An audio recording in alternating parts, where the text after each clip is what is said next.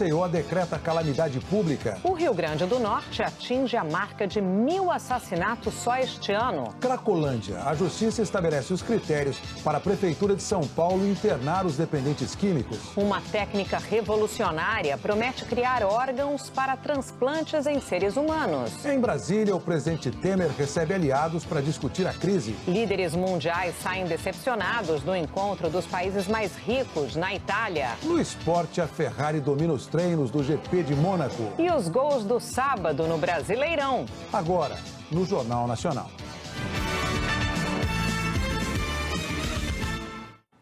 O Jornal Nacional começa com uma notícia de esperança para milhares de pessoas na fila dos transplantes, principalmente para quem precisa de um rim.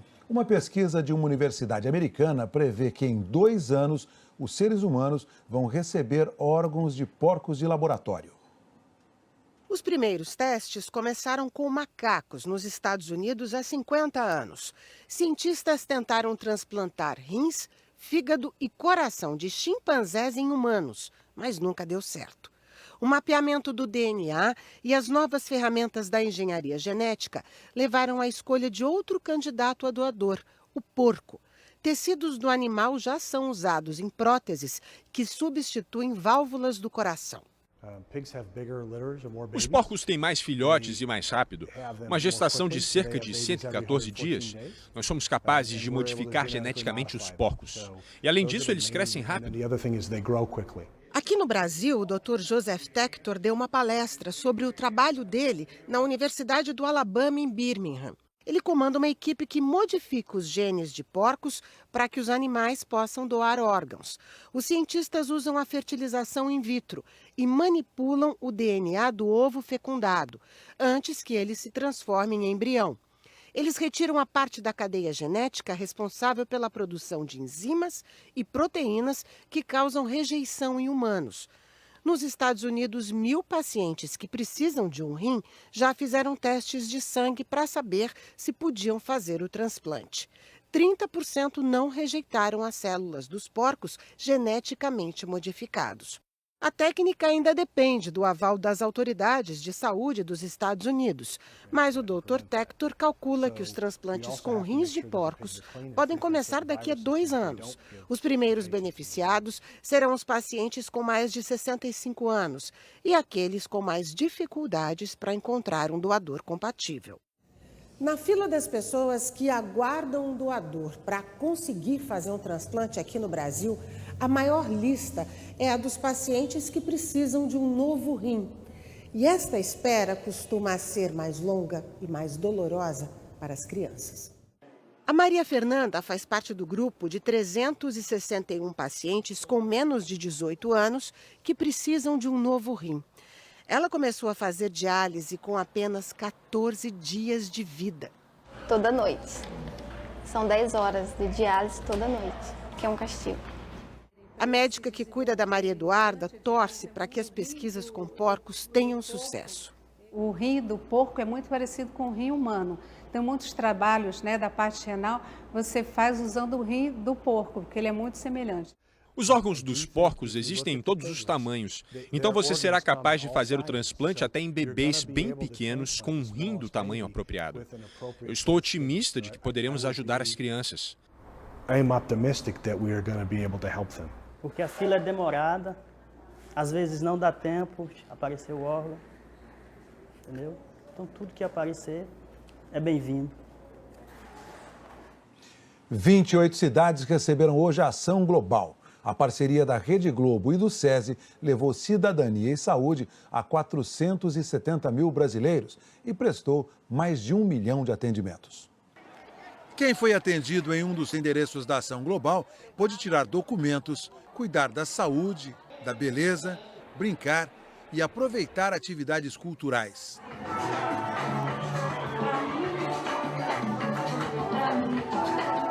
Quinze casais disseram sim num casamento coletivo em Fortaleza.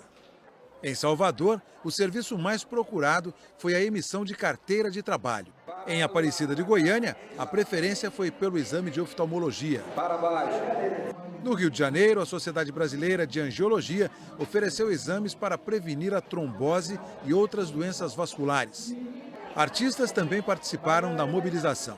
Cláudia Raia foi voluntária em Santana de Parnaíba, na Grande São Paulo. É muito bacana as pessoas poderem ter essa oportunidade. Em São Francisco de Paula, no Rio Grande do Sul, longas filas se formaram desde cedo. O salão de beleza foi um sucesso. Estou adorando, tá muito bom. Nem a forte chuva que caiu espantou os gaúchos. Em 26 anos de ação global, já foram mais de 47 milhões de atendimentos. A Prefeitura de Maceió decretou estado de calamidade pública por causa da chuva que atinge a capital de Alagoas. 4 pessoas morreram em deslizamentos de terra e outras 4 estão desaparecidas. O deslizamento nessa comunidade foi por volta das 2 da manhã. Parentes afirmam que 6 pessoas de uma mesma família dormiam no momento que o barro deslizou com força. 2 morreram soterradas, uma senhora e uma criança de 5 anos. Segundo os moradores, a casa ficava do lado direito do riacho e foi arrastada pelo menos 100 metros. A gente estava dormindo e de repente foi aquele estrondo, né? Os bombeiros retomaram as buscas no começo da tarde com a ajuda de moradores.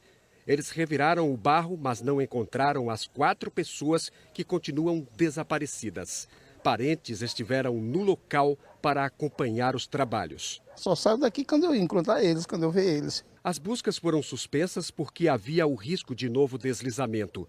Outras 2 pessoas morreram soterradas em Maceió. Nesta localidade, o corpo de um morador de 56 anos foi resgatado pelos vizinhos. A casa de Emerson também foi atingida. Ele diz que acordou no susto. Estava dormindo, penso que não, já foi azoada, minha esposa já pedindo socorro e já estava soterrada já embaixo, eu e minha filha. Sua filha está bem? Está bem.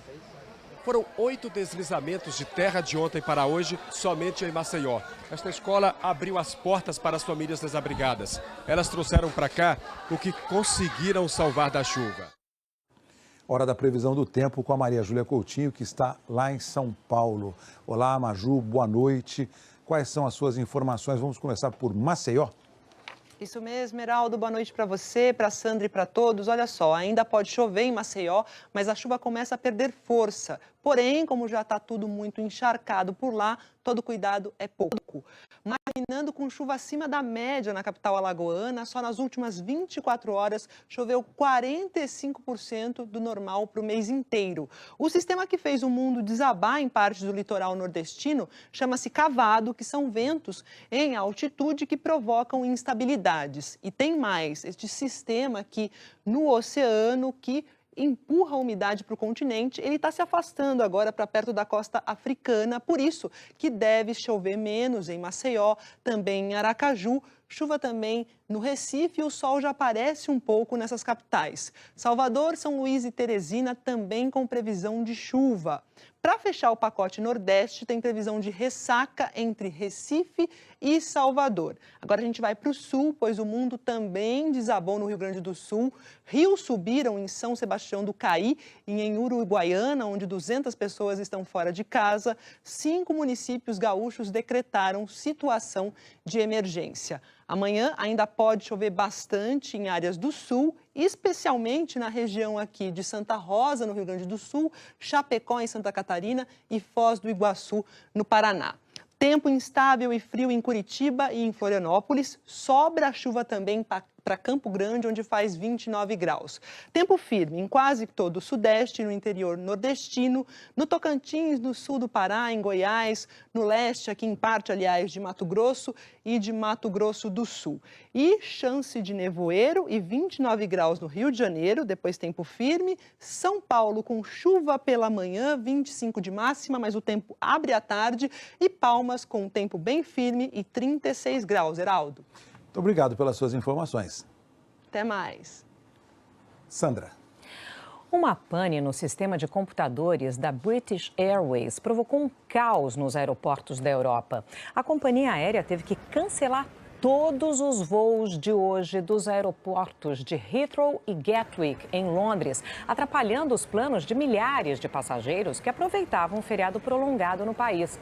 Não há indícios de que as falhas tenham sido resultado de um ataque cibernético. O presidente da empresa atribuiu as complicações no sistema de informática a um problema no abastecimento de energia. O governo britânico reduziu no país o alerta terrorista de crítico para severo.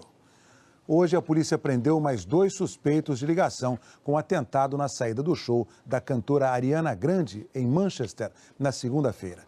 22 pessoas morreram. A polícia de Manchester acredita que já identificou boa parte da rede que deu suporte ao homem-bomba Salman Abedi.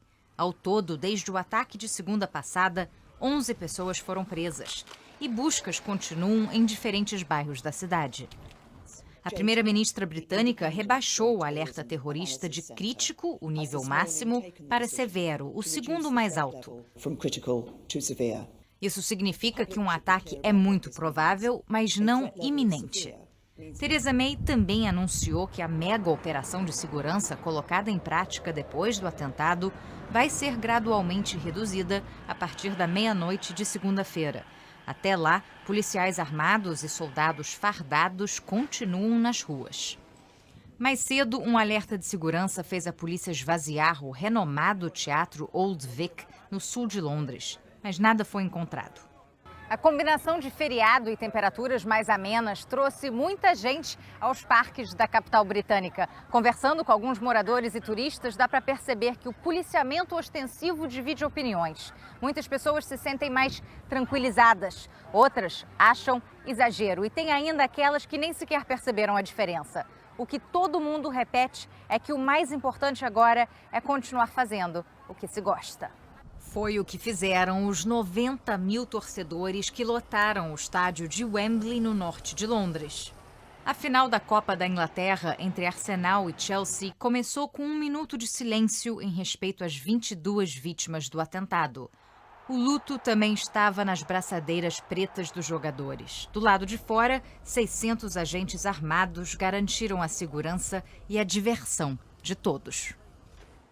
O encontro anual dos líderes dos 7 países mais industrializados do mundo terminou hoje na Itália. E a primeira-ministra da Alemanha descreveu o encontro como sendo 6 contra 1, Donald Trump. Um documento de poucas páginas, um encontro de resultados modestos. A líder alemã, Angela Merkel, definiu o G7 de Taormina como insatisfatório. O americano Donald Trump escreveu que o entendimento sobre o combate ao terrorismo significou a melhor parte. Foi o único assunto para o qual Trump realmente demonstrou interesse. Sobre o clima, o presidente americano prometeu que vai responder em uma semana. O Acordo de Paris está parado à espera da posição dos Estados Unidos. Depois de obter vitórias em quase todas as áreas, quanto ao comércio, Donald Trump fez uma concessão. Aceitou que o texto final desse G7 contemplasse a expressão luta contra o protecionismo. Não muda sua política, mas pode amenizá-la, comentam alguns observadores. Antagonistas nas ambições do comércio internacional, Alemanha e Estados Unidos duelaram. Descendente de alemães, Trump ouviu de Angela Merkel que a Alemanha tem muitos investimentos nos Estados Unidos. Outra vontade de Trump prevaleceu. Cada país vai poder decidir quantos imigrantes deseja acolher e quando, podendo fechar as fronteiras, se necessário. O governo de Paolo Gentiloni esperava poder dividir com os outros os milhares de refugiados que chegam às ilhas sicilianas. Escolheu Taormina como sede do encontro para tentar sensibilizar os convidados. Mas a Itália foi a grande derrotada do G7 que preparou.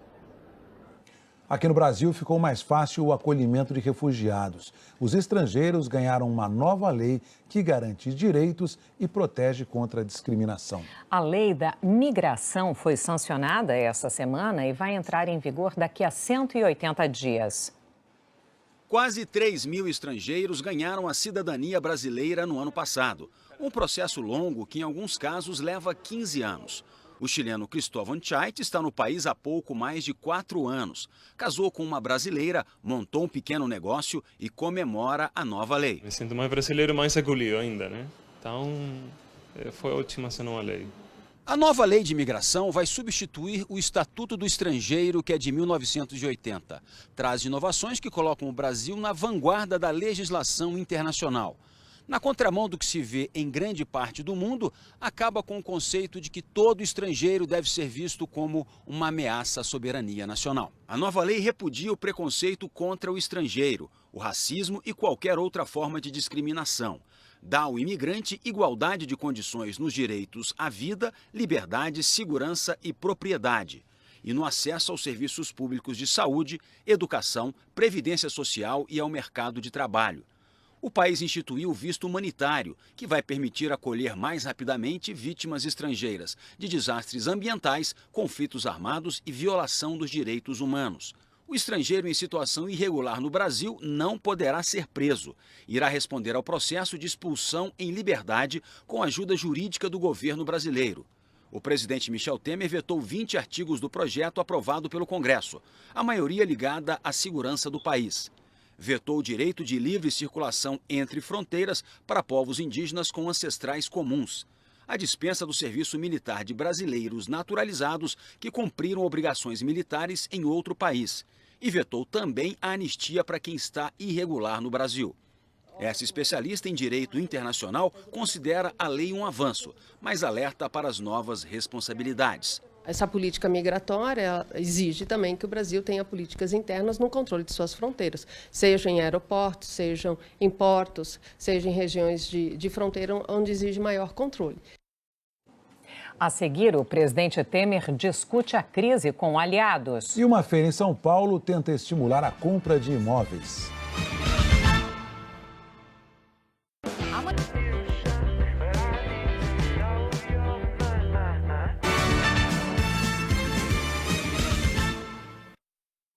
Tem feirão de imóveis neste fim de semana em 11 cidades do país. Em São Paulo, a procura maior foi pelos mais baratos, que se enquadram no programa Minha Casa Minha Vida. As construtoras lembram já na recepção que maio é o mês das noivas e quem casa quer casa. Só tem esperança de conseguir? Sim. Tem pipoca, algodão doce, bem casado, mas em época de crise não está fácil ganhar o coração do consumidor. Estou achando que o preço está alto ainda, né? Está alto ainda pra gente. Então, vamos pesquisar mais, né? Este especialista em mercado imobiliário lembra que os preços dos imóveis estão praticamente parados no Brasil. As pessoas ficam mais receosas, os empresários ficam com mais dúvidas, a incerteza, obviamente, está muito grande, mas a necessidade das pessoas continua existindo e o mercado não deixa de funcionar. Ele perde dinamismo, mas ele continua funcionando. O Feirão da Caixa é uma tentativa de movimentar esse mercado. Mais de 80 mil imóveis em oferta. E corretores por todos os lados tentando vender o peixe. Essa é a planta, tá? Cada valor da metragem é correspondente ao que você está vendo aqui, né? Na Feira Livre tudo é mais simples. Se o cliente gostou da oferta, é só pagar e levar o produto. Já aqui, o primeiro passo é pegar uma senha. O candidato à casa própria é chamado depois para fazer uma avaliação de crédito. A ideia é saber se ele tem renda suficiente para financiar o imóvel. A maior concentração de financiamentos são de imóveis de até 240 mil, que são os imóveis que se enquadram no Minha Casa Minha Vida. A renda da família para esses imóveis começa em R$ 1.800. A Casey e o Eric vieram sem grandes pretensões. Ela nem queria vir, né? Eu falei para ela, vamos lá, vamos tentar, vamos ver o que dá, né? Eu acho que agora vai dar certo. Tiveram crédito aprovado e fecharam o negócio. Um apartamento de 2 quartos financiado em 30 anos. Nós viemos fazer uma análise, mas decorreu bem melhor do que esperava. Sair do aluguel é tudo, né? Mais informações sobre o feirão de imóveis na página do JN na internet. Em meio à maior crise de seu governo, o presidente Michel Temer passou o sábado em reuniões com aliados. Ele busca apoio político para permanecer no cargo e dar andamento às reformas que estão em discussão no Congresso. Michel Temer passou o dia recebendo visitas no Palácio do Jaburu. O deputado Júlio César, do PSD do Piauí, coordenador da bancada do Nordeste, foi o primeiro a chegar. Veio tratar do projeto que valida os incentivos fiscais dados pelos estados para atrair empresas. Mais tarde, para o almoço com o presidente, chegaram acompanhados das esposas, o chefe do Gabinete de Segurança Institucional, general Sérgio Etchegoyen, e o ministro das Relações Exteriores, Aloísio Nunes Ferreira, do PSDB. Também almoçaram com Temer outros 2 ministros tucanos, Antônio Embaçaí, da Secretaria de Governo, e Bruno Araújo, das Cidades, que no início da crise chegou a anunciar que deixaria o governo. No fim da tarde, Temer recebeu políticos do PMDB, o ex-presidente José Sarney e o secretário-geral da presidência, Moreira Franco. Temer também deve se encontrar com o presidente do Senado, Eunício Oliveira. A interlocutores têm dito que vai governar até o último dia do mandato. Para evitar a impressão de esvaziamento do governo, substituiu com rapidez a presidente do BNDES, Maria Silvia Bastos, que ontem pediu demissão, e nomeou para o cargo o economista Paulo Rabelo Castro. Temer aposta ainda no avanço da votação da reforma trabalhista no Senado. A votação da reforma está prevista para terça-feira na Comissão de Assuntos Econômicos. O desafio é vencer a obstrução da oposição, que na Câmara também pretende impedir o andamento dos trabalhos até que o presidente da Casa, Rodrigo Maia, aceite um dos 13 pedidos de impeachment apresentados contra Temer por causa da delação da JBS. A Ordem dos Advogados do Brasil pediu informações ao Supremo Tribunal Federal sobre denúncias da JBS que envolvem mais de 100 escritórios de advocacia. O que chamou a atenção da Ordem dos Advogados do Brasil foi a quantidade de escritórios de advocacia citados na delação de Ricardo Saldi. Ele é ex-diretor de Relações Institucionais e Governo da JIF, controladora do grupo JBS. Se o senhor ver aí, no final nós vamos ter tratado com mais de 100 escritórios de advocacia, todas notas falsas. Muitos escritórios de advocacia. Segundo o executivo, as notas falsas foram emitidas para esquentar dinheiro de corrupção, para comprar apoio de partidos e de políticos para vários candidatos nas eleições de 2014. Os nossos caras estão aqui. O Vital do Rego não era do Tribunal de Contas da União ainda, ele era senador da República da cúpula do PMDB. Dei 6 milhões para ele, que foi pago com notas frias também. O Jader Barbalho, 6 milhões, sendo que aí eles doaram depois mais 2 milhões, 3 milhões para o Helder Barbalho. Mas eu entendo aqui que esses 8 milhões e 980, o Jader direcionou todo para o filho dele, que era candidato ao governo do Pará. Tudo documentado. O delator citou escritórios de vários estados e descreveu valores: 1 milhão, 2 milhões, 4 milhões de reais.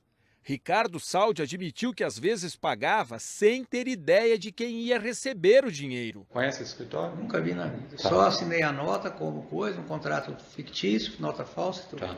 A denúncia levou a Ordem dos Advogados do Brasil a pedir ao ministro Luiz Edson Fachin que confirme se existem outros elementos na delação da JBS ainda sob sigilo envolvendo escritório de advocacia. A OAB quer a íntegra das informações para tomar providências. Se nós tivermos algum advogado que tenha agido de forma criminosa, ele responde duplamente. Ele responde internamente na instituição, no contexto ético-disciplinar, e ele responderá também no contexto penal, frente ao Poder Judiciário. O ministro Vital do Rego disse que as afirmações do delator são falsas e que as doações que recebeu da JBS em 2014 estão na prestação de contas da campanha e foram aprovadas pela Justiça. O ministro Helder Barbalho declarou que não conhece o escritório de advocacia citado na denúncia e que a doação que recebeu da JBS em 2014 foi legal e aprovada pela Justiça. A defesa do senador Jader Barbalho não vai se pronunciar. A seguir, a guerra contra o crack em São Paulo e nos Estados Unidos. E a onda de violência que já matou mais de 1.000 pessoas no Rio Grande do Norte.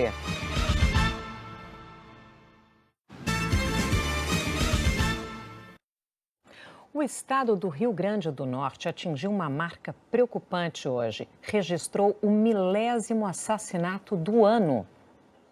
É como se todo dia 7 pessoas fossem assassinadas. Por trás dos números tem sempre uma história real, como a do vendedor ambulante Flávio Araújo, que foi cobrar uma dívida e acabou morto com 2 tiros hoje à tarde. O assassino fugiu. Flávio é a milésima-quarta vítima de homicídio só este ano. Se compararmos os 5 primeiros meses de 2017 com o mesmo período do ano passado, chegamos a um aumento de mais de 27% no número de homicídios no Rio Grande do Norte. O 10º assassinato foi hoje de madrugada em Ceará-Mirim, na região metropolitana de Natal. Um casal foi executado a tiros em casa. Segundo um levantamento do grupo de pesquisa criminal ligado à Universidade Federal Rural do Semiárido, os crimes de encomenda lideram as estatísticas. São aquelas execuções sumárias em que a vítima não tinha nenhum tipo de ligação com algum crime para a gente poder fazer alguma ligação dela com alguma vida pregressa criminosa.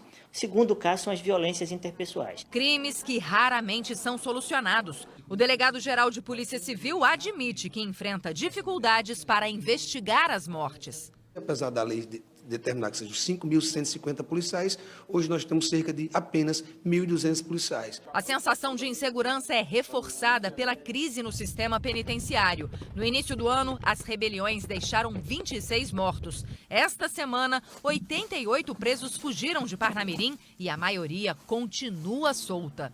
Hoje em dia ninguém mais pode andar nas ruas por conta de assalto. E além de assalto, agora estão matando. Tá horrível.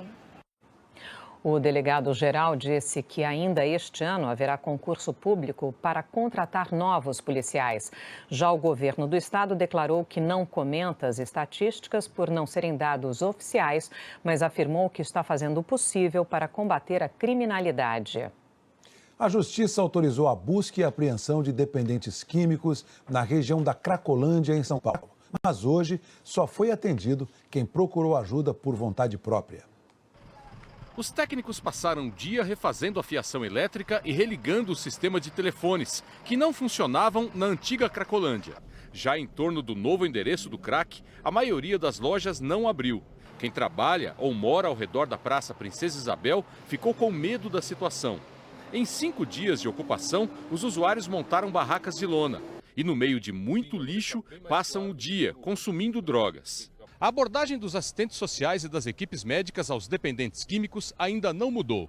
Durante o dia, eles foram ao meio da praça e só voltavam com alguém quando a pessoa queria atendimento por vontade própria. Na quarta-feira, a prefeitura pediu autorização para fazer internações compulsórias, ou seja, contra a vontade do dependente químico.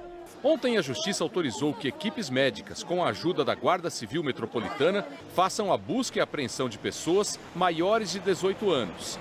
Depois de exames médicos e psiquiátricos, a internação compulsória ainda terá que ser autorizada por um juiz, caso a caso. A medida vale a partir de hoje e tem duração de 30 dias. O paciente que estiver fora de si ou com uma crise grave de agressividade contra ele próprio ou contra ao redor, esse é que vai ser motivo de uma abordagem. O Conselho Estadual de Defesa da Pessoa Humana teme que haja abusos. O que nós tememos é uma verdadeira caçada humana. Não há como se fazer buscas e apreensões por parte de agentes de saúde sociais em conjunto com a polícia ou com a Guarda Civil Metropolitana. A psiquiatra da Universidade Federal de São Paulo defende a internação compulsória. Eu acho que ela serve para poucos indivíduos, mas ela pode ajudar esse indivíduo em particular. São indivíduos que têm muita vulnerabilidade, né? Então, onde o Estado já perdeu a mão, o indivíduo não adere ao tratamento. Sem o crack tão perto, a vida muda. Quem mora nas ruas onde funcionava a Cracolândia, agora se senta na porta de casa. Mudou muita coisa, o dia a dia, as crianças agora podem brincar, sossegado, e a gente fica mais tranquilo. Ver crianças brincando, voltando da escolinha pela calçada, eram coisas simples que por anos não se via por aqui. A Prefeitura de Nova York declarou guerra ao crack quando a droga virou um problema de saúde pública décadas atrás. Os métodos foram polêmicos, mas acabaram com as cracolândias de lá. Quando o crack chegou a Nova York em 1984, já era consumido em outras cidades, como Miami e Los Angeles. Ainda assim, era uma droga desconhecida e as autoridades não estavam preparadas para ela. O crack começou a ser consumido nas ruas do Bronx, distrito mais pobre e afastado do centro da cidade. E por ser muito barato, logo se espalhou por outros bairros. Harlem, Washington Heights, Hell's Kitchen, Village, Alphabet City. Traficantes, muitos deles armados, e usuários se espalhavam pelas ruas.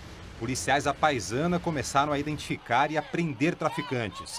Agentes invadiram casas onde o crack era processado e embalado. Em 1990, 2 em cada 3 assassinatos na cidade estavam ligados às drogas, principalmente ao crack. Nos anos seguintes, Rudolph Giuliani foi eleito prefeito e endureceu ainda mais a repressão policial. Foi a chamada política de tolerância zero. Até gente que dormia na rua poderia ser presa. Nova York multiplicou por 6 o número de policiais do Departamento de Narcóticos. Uma lei federal determinava 5 anos de prisão para quem fosse pego com 5 gramas de crack. Em 10 anos, perto de 900 mil pessoas foram presas por envolvimento com drogas. É difícil imaginar que há 30 anos era um perigo andar na rua em bairros como esse aqui, o Village, por exemplo. Os números mostram que a forte repressão policial mandou para a prisão muito mais os pobres, a maioria negros, que consumiam a droga mais barata. Para alguns estudiosos, o crack, não só aqui em Nova York, mas nos Estados Unidos como um todo, teve um ciclo de apenas uma geração. Os jovens de hoje que se envolvem com drogas preferem outras substâncias. Amanhã no Fantástico, imagens inéditas da Cracolândia em São Paulo. A prefeitura já estava começando a demolir uma pensão, mas ainda tinha muita gente lá dentro. A história da avó que vai toda semana à região à procura do neto de 15 anos. Não vou desistir não, enquanto Deus me der vida eu estou na luta, eu vou achar ele. E a busca de um caminho. Existe solução para o drama do crack?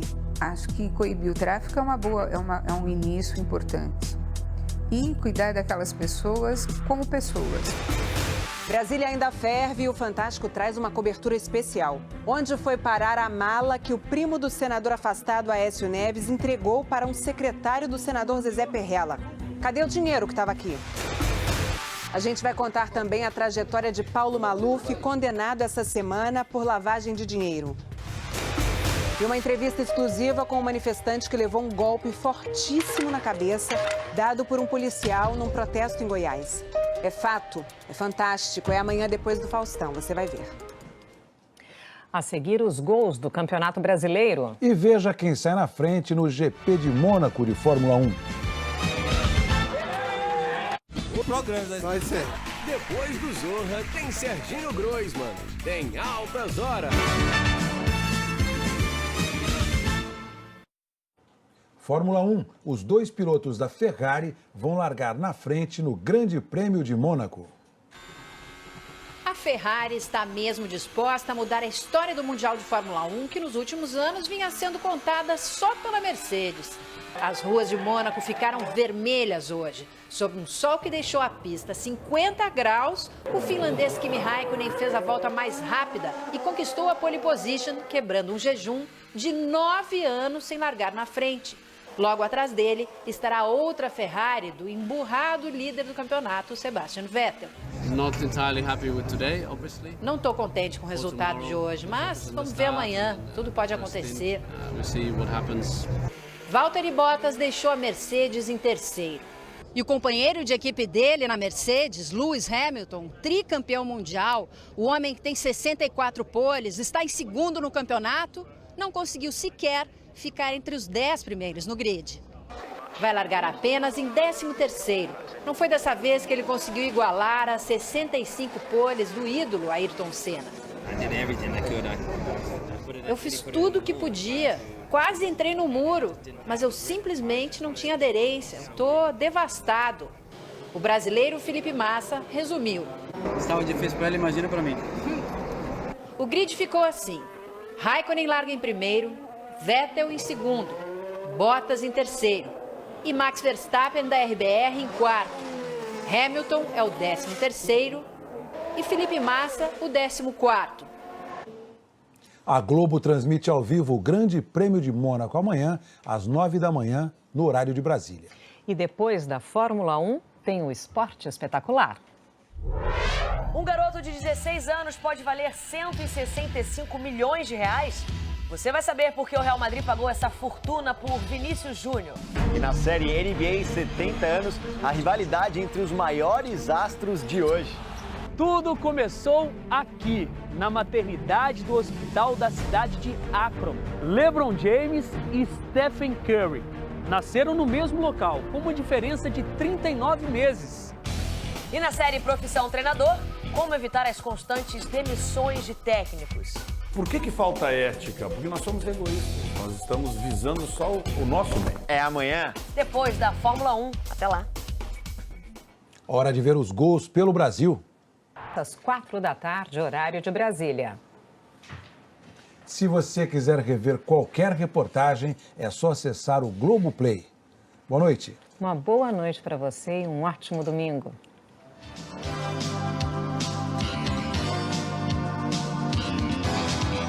Maceió decreta calamidade pública. O Rio Grande do Norte atinge a marca de 1.000 assassinatos só este ano. Cracolândia. A justiça estabelece os critérios para a Prefeitura de São Paulo internar os dependentes químicos. Uma técnica revolucionária promete criar órgãos para transplantes em seres humanos. Em Brasília, o presidente Temer recebe aliados para discutir a crise. Líderes mundiais saem decepcionados no encontro dos países mais ricos na Itália. No esporte, a Ferrari domina os treinos do GP de Mônaco. E os gols do sábado no Brasileirão. Agora, no Jornal Nacional.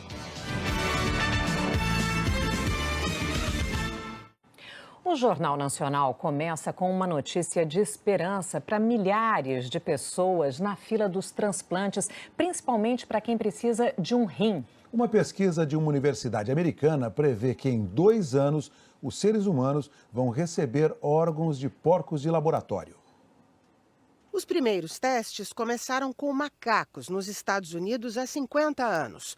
Cientistas tentaram transplantar rins, fígado e coração de chimpanzés em humanos, mas nunca deu certo. O mapeamento do DNA e as novas ferramentas da engenharia genética levaram à escolha de outro candidato a doador, o porco. Tecidos do animal já são usados em próteses que substituem válvulas do coração. Os porcos têm mais filhotes e mais rápido. Uma gestação de cerca de 114 dias. Nós somos capazes de modificar geneticamente os porcos. E além disso, eles crescem rápido. Aqui no Brasil, o Dr. Joseph Tector deu uma palestra sobre o trabalho dele na Universidade do Alabama, em Birmingham. Ele comanda uma equipe que modifica os genes de porcos para que os animais possam doar órgãos. Os cientistas usam a fertilização in vitro e manipulam o DNA do ovo fecundado, antes que ele se transforme em embrião. Eles retiram a parte da cadeia genética responsável pela produção de enzimas e proteínas que causam rejeição em humanos. Nos Estados Unidos, 1.000 pacientes que precisam de um rim já fizeram testes de sangue para saber se podiam fazer o transplante. 30% não rejeitaram as células dos porcos geneticamente modificados. A técnica ainda depende do aval das autoridades de saúde dos Estados Unidos, mas o Dr. Tector calcula que os transplantes com rins de porcos podem começar daqui a 2 anos. Os primeiros beneficiados serão os pacientes com mais de 65 anos e aqueles com mais dificuldades para encontrar um doador compatível. Na fila das pessoas que aguardam um doador para conseguir fazer um transplante aqui no Brasil, a maior lista é a dos pacientes que precisam de um novo rim. E esta espera costuma ser mais longa e mais dolorosa para as crianças.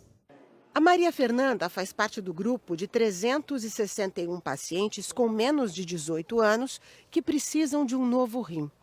Ela começou a fazer diálise com apenas 14 dias de vida. Toda noite. São 10 horas de diálise toda noite, que é um castigo. A médica que cuida da Maria Eduarda torce para que as pesquisas com porcos tenham sucesso.